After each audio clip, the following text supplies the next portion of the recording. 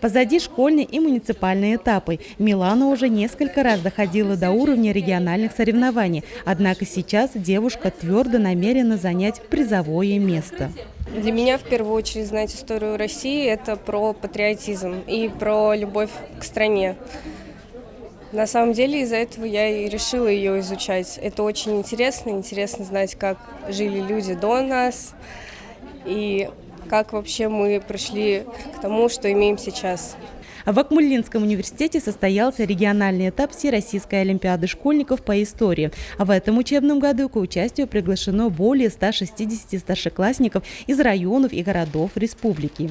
Олимпиадное задание состоит из двух этапов – практического и теоретического тура. Практический тур разделен на две части. Ребятам предоставляется исторический источник, материал которого они должны интерпретировать и вынести из него определенные исторические знания. Вторая часть – это эссе, где дается высказывание общественного деятеля о какой-либо исторической личности или факты. Ребятам необходимо формулировать собственное отношение к утверждению историков и обосновать его аргументами. Второй тур включает в себя комплексные задания, где олимпиадникам нужно продемонстрировать углубленные знания. На выполнение заданий дается ровно 3 часа. Среди лучших по истории те, кто по-настоящему увлечен предметом. Историей я интересовался еще с малого возраста, мне это было всегда интересно, я много читал и смотрел видеороликов, и вот сейчас я решил принять участие в Всероссийской олимпиаде школьников по истории. В состав жюри регионального этапа вошли преподаватели Акмолинского университета и других вузов Уфы. Основной критерий оценивания работ – это знание и умение работать с информацией.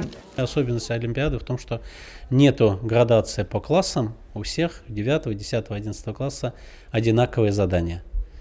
Это, конечно, для 9-10 классов определенную сложность вызывает, потому что они еще 20 век и не проходили, но олимпиаду они должны написать.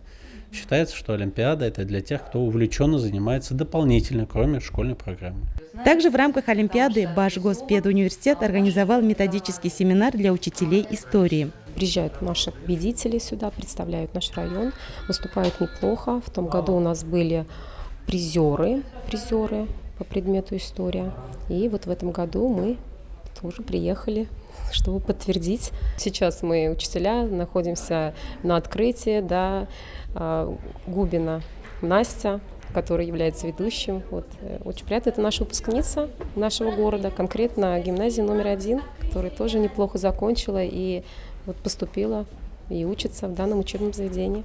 Результаты олимпиады будут объявлены 7 февраля на официальном сайте Центра «Аврора». Участники, которые набрали необходимое количество баллов, пройдут в заключительный всероссийский тур.